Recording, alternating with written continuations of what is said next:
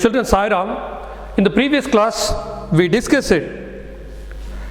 Right to equality, right to freedom, and right against the exploitation, right to freedom of religion, and one more right to be discussed. It is none other than right to constitutional remedies.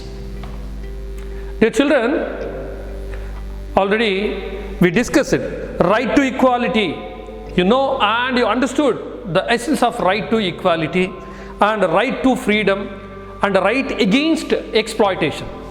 The one more solution is also there to find and to protect your protect your rights, that is right to constitutional remedies.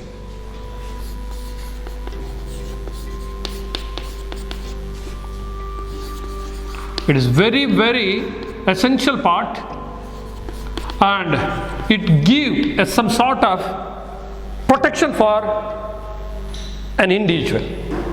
Right to constitutional remedies. The Constitution has not only given the fundamental rights to the citizens of India, but also guaranteed. Our Constitution guaranteed our rights under the Article 32. Under the Article 32. While writing article or act, the first letter should be in capital letter. Article 32. See, in that way we were protected. In that way we are protected. Whenever the rights are violated either by person or any authority, government or central government, that means the citizen may appeal directly in the Supreme Court for your protection. So, in the beginning only I told and I explained, Supreme Court is the protector of your fundamental rights. Whenever your rights are violated, either by a person, government, central government, state government, any government agencies, you can appeal directly in the Supreme Court for the protection. That is why the architect of a constitution, Dr. B.R. Ambedkar, has called this right as the heart and soul. Heart and soul. See, it's really true. It is. See, the architecture of the Constitution, Dr. B.R. Ambedkar pronounces it as the heart and soul of the Constitution. He termed it as like that. If any individual or the government at the center or state appear to violate a person or person's right, is the right to approach the Supreme Court. The Supreme Court is empowered to enforce the fundamental rights. Here, the highest apex court of this country, Supreme Court, is empowered to enforce the fundamental rights. Hence, it is called the protector of fundamental rights. Supreme Court is called as protector of fundamental rights. My question is a very simple question. What is the importance of Article 32? What is the importance of Article 32? Answer is very, very, very, very simple. The Constitution has not only given the fundamental rights to the citizens of India, but also guaranteed them under the Article 32.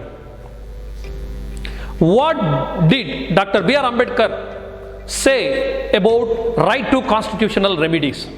The second question. He says the heart and soul of the Constitution. Dr. B.R. Ambedkar has called this right means right to constitutional remedies, as the heart and soul. Then another question, who has empowered to enforce the fundamental rights? Third question. And one more question, why is Supreme Court called the protector of fundamental rights? Once again, why is Supreme Court called as the protector of fundamental rights? Even the high courts have the power to pass the following writs under Article 226 that we are going to discuss. See, to protect our fundamental rights, some writs are given. some writs are given, writs. Through that we can protect our rights.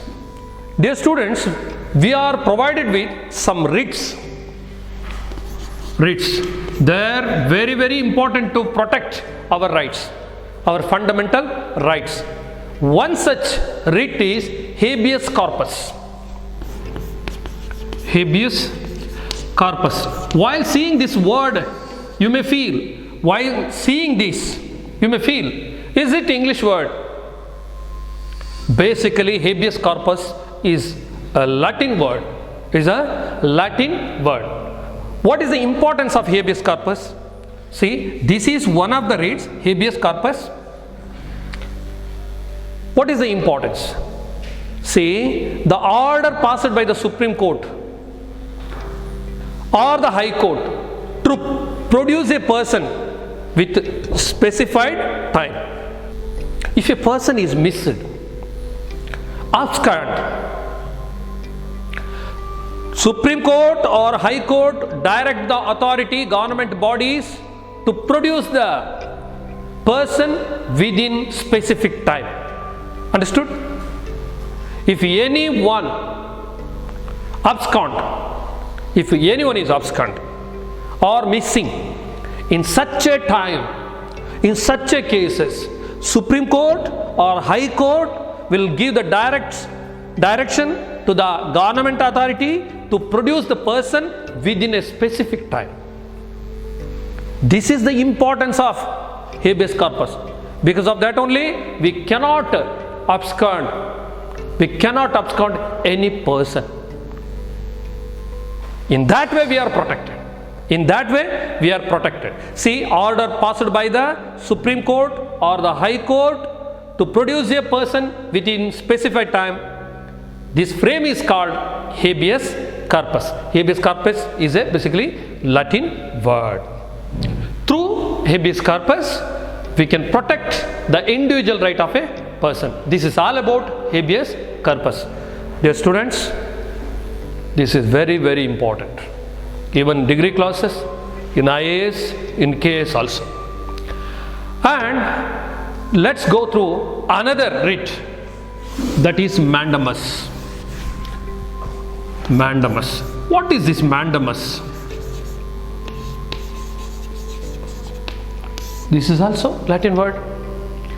When the legislative or when the legislature, executive or any other subordinate institution fail to perform certain duties or works, the Supreme Court or the High Court orders them to perform these works.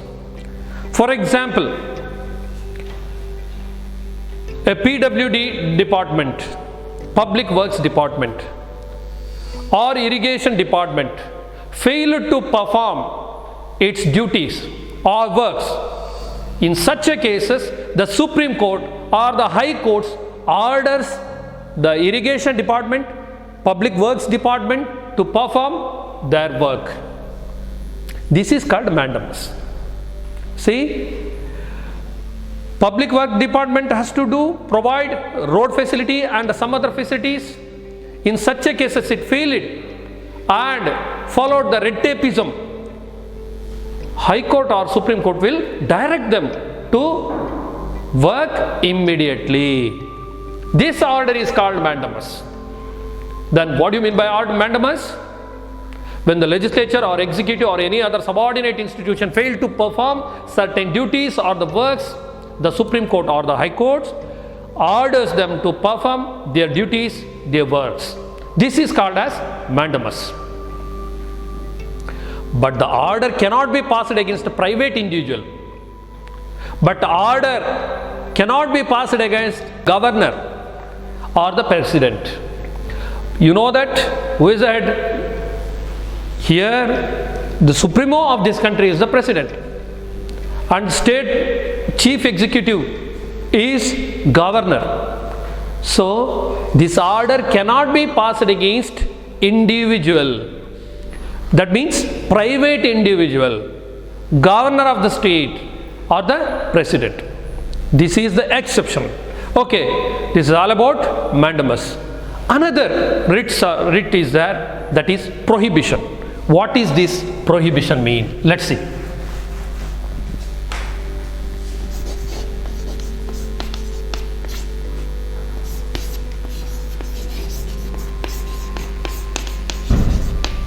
The word itself says prohibition. See, the word itself produces the meaning prohibition, prohibiting. Then what is the importance of prohibition as a writ? When a subordinate court passes a judgment beyond its jurisdiction, beyond its scope, or the judgment is against the sense of natural justice. See, whenever the court is dispensing the justice, it should be according to the constitution. It should not violate the basic principles of constitution. That is called the sense of natural justice. Once again, when a subordinate court passes a judgment beyond its jurisdiction, beyond its scope, or the judgment is against the sense of natural justice, the higher court passes order against such judgments. See, while you going through prohibition, and another is there, certiorari. It seems to be similar. Slight difference is there. Slight difference is there. See the word sentence bit by bit. Then only you'll come to know that. But I will tell that. I will explain. Here, High Court passes the order against such judgments. See, such judgments means which is against the sense of natural justice, which is beyond, when the justice is beyond its jurisdiction. That is called against the constitution, against the basic principle of constitution. In such a cases, court, that means higher court. If the magistrate court, for example, if the magistrate court passed a judgment beyond its jurisdiction, High Court will direct the magistrate court. When High Court passes a judgment beyond its jurisdiction, in such a cases, Supreme Court will pass order against such judgments. See, this is prohibition. This order is called prohibition. See, this is an order. This can be passed against the lower court by the higher court only. This can be passed against the lower court by the higher court. Okay, this is all about prohibition. Dear children, one more writ is there, that is certiorari. Certiorari.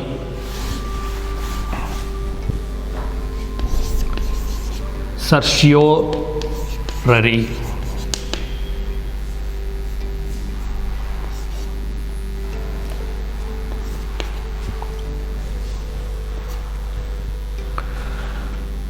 When the subordinate court, once again see, in the beginning only I told there is there is no much difference, but both means prohibition and certiorari seems to be one and the same. Seems to be, but it is not one and the same. But it is not one and the same. Let's see. Let's go through certiorari. Then, when the subordinate court pass the judgments beyond their jurisdiction. See, beyond its jurisdiction. This is, for example, magistrate court, that is its jurisdiction. Suppose High Court, it is the jurisdiction. Vyapti meeri, jurisdiction is vyapti. In Kannada, it is called vyapti.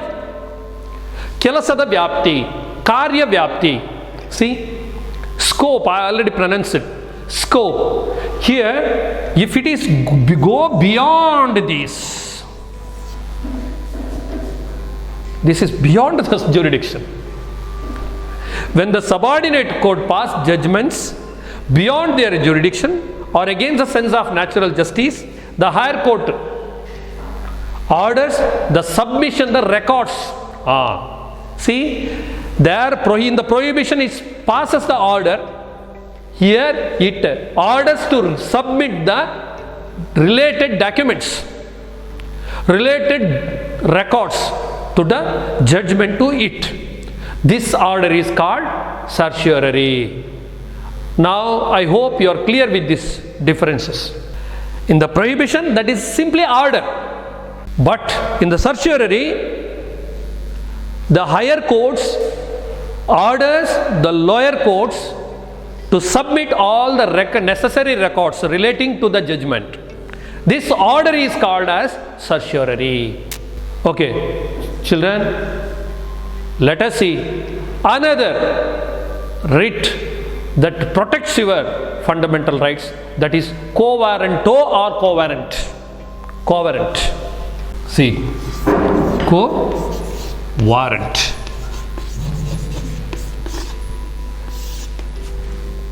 Here, the order directing the right person to occupy the right public office is called quo warrant. Once again, the order directing the right person to occupy the right position, right public office is called quo warrant. If a department is called X, formerly the department X, the department is called X. The chairmanship of the X is occupied by B. If he is the right person to the X department, it's okay. There is no question of ordering or anything. No question will rise when a right person occupying the right position. When the department of X and its chairmanship is occupied by C, he is no way concerned with the department. He is not a right person. He is not a qualified person. In such a cases, what? Government, the court directs the department to occupy the right public office is called quo warrant. This order is passed against the person who hold public office illegally by the higher courts. Say, this is the order by the higher courts. This is the order by the higher courts passed against person who had public office illegally. This is called quo warrant. Then you know that other than these writs, public interest litigations can be filed in the courts. That you might have heard the word Sarvajanika Hitasakti Arjigalu. Sarvajanika Hitasakti Arjigalu. For example, what public interest litigations? For example, there is a hospital, cardio hospital. Within the 50 meters distance, there is huge factory coming to set up. See, cardio care hospitals requires calm place. It should not have any disturbances. In such a cases, in such a time, public interest litigation can be filed. If there is a school, nearby the school, a company is going to establish chemical factory. That chemical factory emits fossils and unwanted gases, carbon dioxide, carbon monoxide, which will hamper and it will disturb the health conditions and which may deteriorate health condition of the children. In such a cases, public interest litigation can be filed in the courts in order to protect the social rights denied to citizens and to protect the public interest. Public interest litigations can be filed for the purpose of protect legal rights, rights that are essential to protect the life, rights that are essential to protect the environment from being polluted. These are all called public interest litigations. Already I told, that is Sarvajanika Hitasakti Arjigalu. These public interest litigation can be filed by individuals or social organizations or social institutions. In recent years, we see that courts on their own are filing such public interest litigation when situation arise, when situation worsen. In such a cases, court only intervene and file it, public litigation, to protect the rights of the public, to protect the rights of the people, to protect the health condition of the people, to protect the health of environment, to protect the health of animals, to protect the biodiversity. See, what a beautiful things are given in our constitution. This can be seen only in Indian constitution. But now most of the democratic constitutions have the same sense and same opportunities. Dear students, till here we discussed fundamental rights. We are given with fundamental rights that protects our rights. Now, being a citizen of this country, we have some responsibilities to this country that may call duties. That is our bounden duty, because you know that motherland is very, very important. That gives us a lot of facilities, lot of things, and fearless life, and moreover the security. Country gives us security. In return, we have to provide something back to the country. And here we should have some responsibilities. Today we are going to see the fundamental duties. Rights and duties are the two faces of the same coin. Now let us discuss fundamental duties.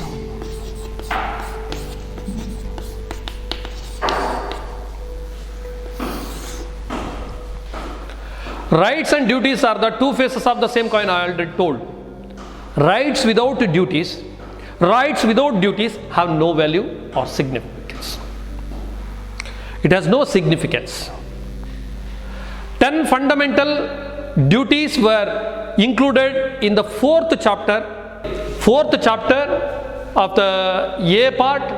Then Article 51 clearly delineated with 42nd amendment to the Constitution, with the 86th amendment in 2002, there are now 11 fundamental duties are given. See, once again, rights without duties have no value. Rights without duties have no meaning and have no significance. There are, formerly in the beginning, there were 10 fundamental duties.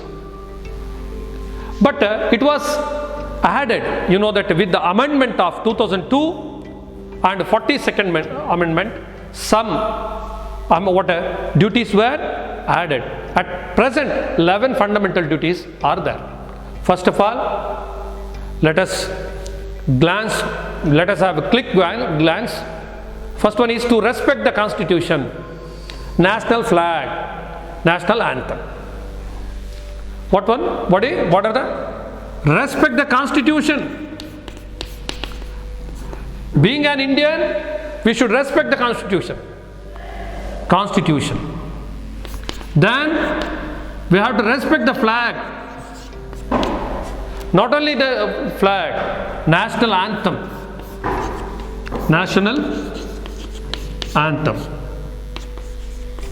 Rashtrageet. And then to follow the noble ideals that inspired our national struggle for freedom. See, our freedom fighters, our freedom strugglers, they shed their life, their tears, their sweat, their blood to protect this country. So we have to follow the noble ideals that inspired our national struggle for freedom. Second point. Then to protect the integrity of India, though India is a different country is called as subcontinent, it is our bounden duty to protect the integrity of India, to defend the motherland when called upon to do so.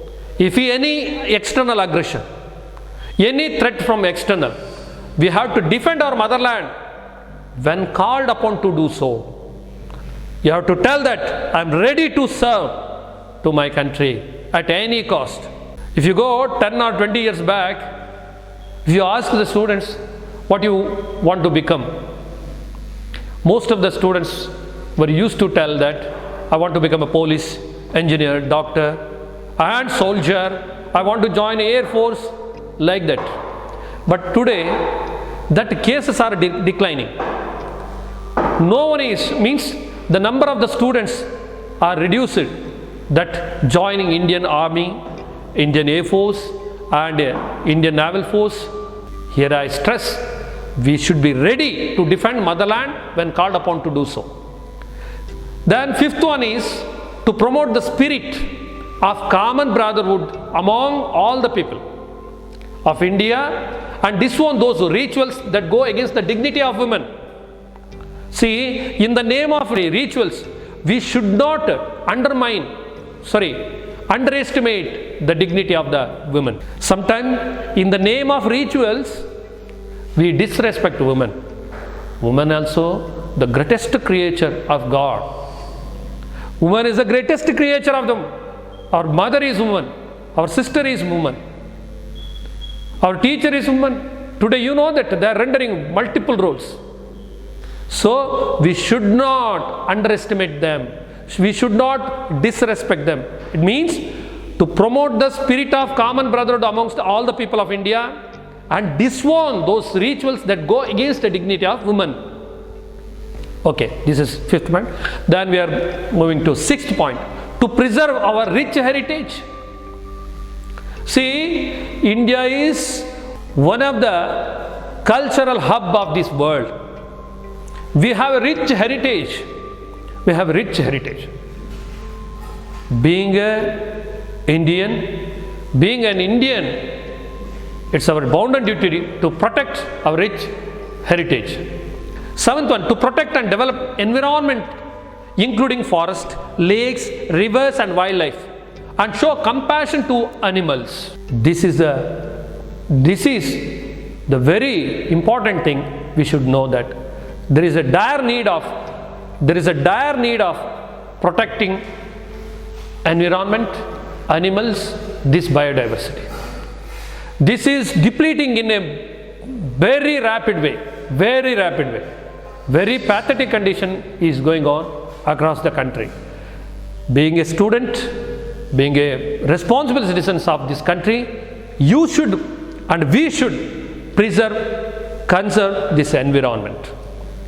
We have to see, means we should preserve, means our lakes, rivers and wildlife.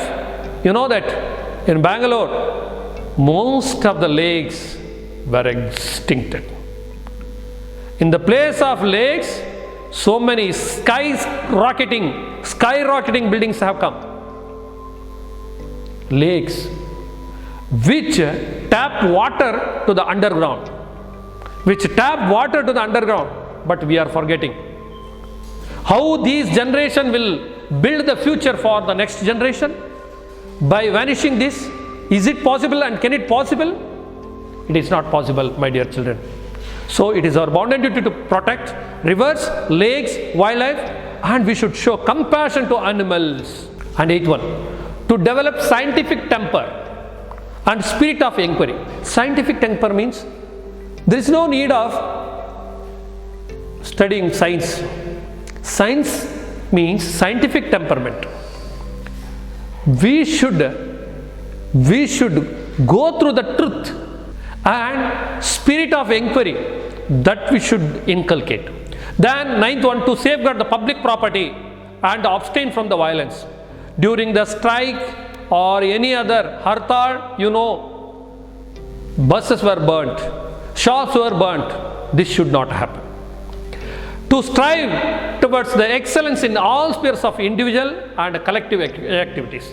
And this is 10th point. 11th point, the parents or the guardian should provide an opportunity for education to their children from the age 6 to 14 years. Unlike fundamental rights, there is no protection from the court of law with regard to duties. However, there will be punishment under law for those who violate their duties. Dear children, please go through video as well as textbook. I hope you might have understood rights and fundamental rights and fundamental duties. Sai Ram.